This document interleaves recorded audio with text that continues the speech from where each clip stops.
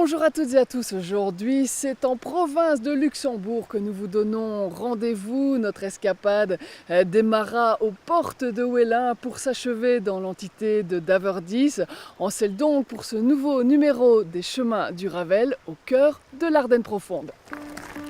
Aux limites des provinces de Luxembourg et de Namur, aux confins de l'Ardenne et de la Calestienne, il est un petit bijou qui s'étire le long d'une crête calcaire, Soyères. Reconnu plus beau village fleuri à diverses reprises, il est aussi l'un des plus beaux villages de Wallonie. Village-rue par excellence, la bourgade ne mettra pas bien longtemps pour vous charmer, tant il a conservé une remarquable homogénéité architecturale du XIXe siècle. Cheminant au gré de cette voie principale, votre regard ne saura plus où se poser. Partout où il s'arrêtera, il s'émerveillera face aux belles bâtisses de moellons calcaires et de grès. Un peu à l'écart, le château se dissimulera sous les frondaisons et la chapelle Notre-Dame des Sept Douleurs se découvrira au bout d'une longue drève de tilleuls. Édifié en 1860 en style néogothique, on y processionnait pour obtenir de la pluie les années de grande sécheresse. De l'eau, vous n'en manquerez pas tout au long de votre balade. Au sud de Wellin, vous vous aventurez sur le tracé de l'ancienne ligne vicinale 518 et aurez d'abord la Lesse comme compagne de route.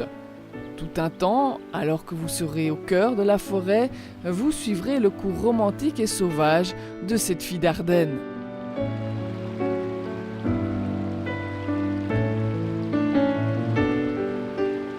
À la croisée des chemins, vous délaisserez la vallée de la Lesse pour l'un de ses affluents, l'Almache. Vous serez alors à quelques coups de pédale de Daverdisse, la moins peuplée des communes de Wallonie, en tout cas hors saison estivale. Samira Boudou, bonjour, vous êtes journaliste à TV Lux, mais quelle magnifique région que celle-ci, où sommes-nous? Alors déjà en province de Luxembourg, bienvenue, vous l'êtes déjà depuis le début de votre émission et on est dans le village sur les hauteurs de Daverdisse, un petit village. On est dans la plus petite commune de la province de Luxembourg et ce village de Daverdisse c'est un des 4 villages de la commune. Peut-être un petit peu la particularité aussi de ce village, on est en été, et bien la population ici et de la commune, elle double en été, parce que dans l'habitat qu'il y a autour de nous, la moitié, c'est principalement des secondes résidences et des gîtes. Des gens qui viennent profiter de ces paysages magnifiques d'Ardennes, et puis vous avez voulu nous faire rencontrer quelqu'un qui habite juste ici derrière et qui a un métier bien particulier. Oui, c'est vrai, cette personne c'est Pierre Verbeek. Il habite un petit paradis, vous le voyez et vous appréciez. Je l'envie, je l'envie. Voilà, au Benessard, ici, c'est un endroit magnifique. Et en bordure de ce chemin de balade, parce qu'on y a croisé aussi des promeneurs, il y a une chaumière qui est posée là. Et dans cette chaumière, il y a la maison, mais il y a aussi l'atelier de Pierre Verbeek. Lui, il fabrique un instrument un petit peu particulier. C'est quoi comme instrument? Alors, c'est un clavicorde. Je ne sais pas si vous en avez déjà entendu parler. Pas du tout. Alors, c'est l'ancêtre du piano. Ses origines remontent au Moyen-Âge. Et Pierre Verbeek, lui, il est le dernier facteur wallon, le dernier producteur wallon de clavicorde.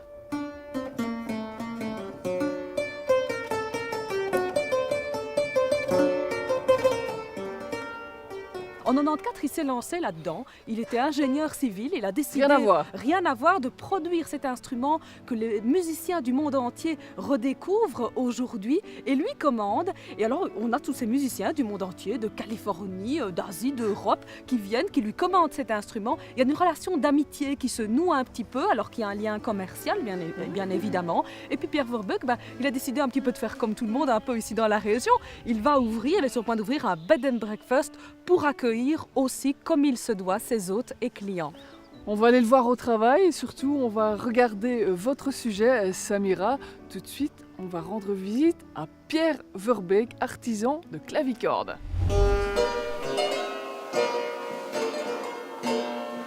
Cet instant, c'est pour Pierre Verbeek la récompense d'un travail de plusieurs mois. Le facteur de clavicorde tend l'oreille et s'imprègne avec grande satisfaction du son produit par son instrument. Vous avez passé des heures et des heures de solitude dans votre atelier et puis au moment où le musicien en tire des sons, sortir de la musique, eh bien là, c'est vraiment la récompense de tout ce travail. Le clavicorde, un objet rare, ancêtre du piano, créé au XIVe siècle puis développé jusqu'au XIXe.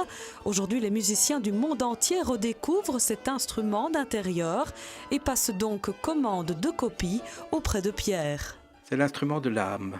Ça demande une grande dextérité manuelle. Vous avez vu que le toucher est extrêmement élégant et ça demande effectivement plusieurs années de travail. C'est un des rares instruments à clavier où le musicien garde le contact entre la corde et le doigt, c'est-à-dire entre la corde et le corps du musicien. C'est ce contact avec le bois. C'est le contact, c'est le bois qui fait résonner la corde et la corde sert de moteur. Dans l'atelier de Pierre, à Daverdis, on remonte le temps à l'aide de gabarits à la manière des anciens facteurs. L'artisan donne naissance aux instruments. Voici un rukers de 1637 fait de peupliers ardennais et de chêne faménois. C'est d'ailleurs ça qui m'intéresse, c'est de commencer par le bois de Syrie et puis à partir du bois de Syrie de construire un instrument complet. Petit à petit, l'instrument prend vie comme ça. Et si ces quelques lattes de cyprès n'évoquent encore rien pour nous, dans les yeux de Pierre, l'instrument, un Italien, est déjà là. D'ici quelques mois, il résonnera du côté de la Californie. Des notes plein la tête, vous reprendrez le cours de votre escapade forestière au cœur de la vallée de l'Almache, sur le tracé de l'ancienne ligne qui reliait autrefois Ouélin à Grède. Longue de près de 26 km, elle a été créée en 1908 et est restée en activité pendant un demi-siècle. Son site propre, en pleine nature, lui donne un cachet particulièrement pittoresque. À tous les coups, vous apprécierez sans commune mesure cette belle échappée boisée et remonterez les flots sinueux et capricieux de l'Almache. Ouvrant tout grand les yeux, vous percevrez son parcours qui tantôt chatouille les racines des arbres, tantôt se glisse entre des versants escarpés et de vertes prairies.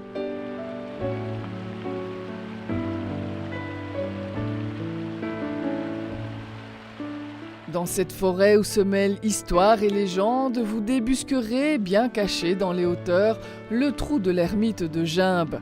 C'est en ce lieu qu'en 1636, deux frères vinrent consulter le vieillard afin de trouver une plante pour sauver les villageois frappés par la peste.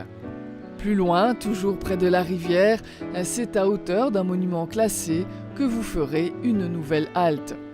Maurice Huidard, bonjour. Bonjour Frédéric. Vous êtes un passionné de la forêt de votre village de Gimbes. Nous sommes ici à un endroit caractéristique. C'est quoi le pont qui est derrière nous? C'est le fameux pont des Gattes. Si vous regardez l'écriture, il est écrit pont des Gades. Mais ici dans le village, tout le monde prononce le pont des Gattes. Comme les chèvres. Comme les chèvres, exactement. C'est un pont qui date du 19e siècle, qui est construit de schiste. Et il y a 3 arcades, dont la petite. La petite arcade est celle qui laissait le passage de l'eau vers le moulin de Gimbes. Alors, je vous présentais comme un passionné de la forêt. La forêt, elle est tout autour de nous. C'est encore une belle forêt avec de belles futaies. Oui, si vous descendez la vallée de l'Almache, vous allez voir sur votre gauche, du côté du Brabant, des futaies ancestrales de chêne. Et sur la droite, vous avez une partie au Massaumont, futaies principalement de hêtres. C'est un versant nord, plus froid, plus humide. Et ce sont des futaies qui sont ancestrales, séculaires. Ces futaies-là vivent sur elles-mêmes. Ce sont des forêts que vous ne replantez jamais. Donc vous trouvez là-dedans des arbres de 200 ans, vous trouvez des arbres qui ont 5 ans, des arbres qui ont 1 an, des arbres qui ont 25 ans. Et simplement, le forestier là-bas intervient pour entretenir ce climat de régénération naturelle, tout simplement. C'est ce qu'on appelle une futaie jardineille. Cette forêt, c'était aussi autrefois le royaume des charbonniers. Oui, ce sont des forêts qui étaient coupées tous les 24, 25 ou 30 ans, à peu près, en gros. Et ce taillis, ces feuillus donc, étaient composés de bouleaux, chênes, charmes principalement, un peu de hêtre. Et ce bois servait à faire le charbon de bois, qui était très exploité ici dans le temps. Le bois servait au charbon de bois ou aussi également pour l'affourage des gens. Donc les gens vivaient sur la forêt. Ils prenaient leur bois de chauffage, ils ramassaient tous les fagots parce qu'il n'y avait pas d'électricité, il n'y avait rien. Il fallait se chauffer, il fallait liter les bêtes. Donc ils servaient aussi des bruyères, des genêts.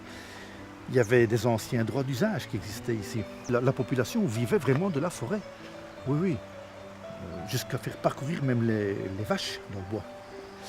Maurice, vous êtes incollable sur cette belle forêt qui vous entoure. Moi, j'ai aussi envie de vous apprendre un petit peu quelque chose.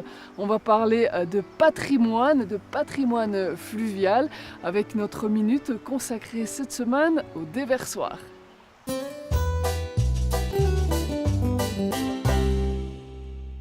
On se trouve ici sur juste devant un ouvrage d'alimentation du canal. Donc il faut se rendre compte qu'un canal il doit avoir de l'eau pour fonctionner, que d'habitude on amène cette eau par pompage, mais que ça coûte cher et que donc pour économiser ces frais de pompage, là où on le peut, on va prélever de l'eau dans les rivières ou les ruisseaux qui se trouvent à proximité. Et c'est le rôle d'un petit ouvrage comme celui qu'on a derrière nous qui permet effectivement de faire cette alimentation. Il y a d'autres ouvrages d'art qui ont l'effet inverse. Tout à fait. Donc le niveau ne doit pas être trop bas dans le canal, il ne doit pas être trop élevé non plus, parce que sinon ça va poser problème aux bateliers, par exemple pour franchir les ponts. Si le niveau est trop élevé, il risque de heurter le pont. Et donc il faut régler ce niveau correctement.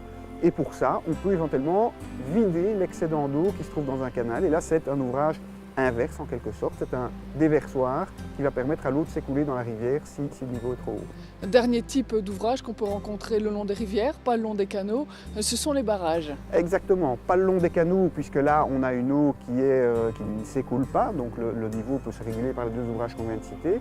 Par contre dans une rivière, on a un débit permanent mais qui va fluctuer en fonction des pluies, en fonction des alimentations. Et là, pour garder malgré cela un niveau d'eau constant dans la rivière, on se sert des barrages qu'on connaît depuis longtemps et qu'on connaît sur les petites comme sur les grandes rivières.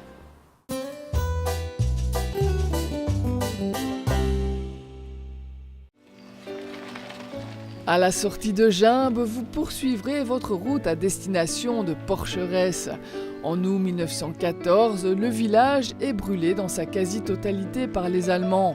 Quelques mois plus tard, le comité de secours et d'alimentation du Luxembourg décide d'aider les sinistrés en construisant 30 petites maisons en matériaux locaux. Aujourd'hui encore, la plupart d'entre elles subsistent et se font les témoins d'un passé douloureux et d'une grande solidarité. Porcheresse était aussi une terre de sabotiers. À la fin du 19e siècle, le village en comptait 262. Un bel hommage est rendu à tous ces artisans dans le musée du sabot. Ici, vous apprendrez tout sur le parcours de leur fabrication depuis le tronc d'arbre au sabot traditionnel ou plus richement décoré. Ailleurs, vous vous émerveillerez devant ces chaussures d'autrefois aux usages multiples. Vous ferez ainsi un beau voyage dans le temps et apprendrez aussi l'origine de l'expression 13 à la douzaine.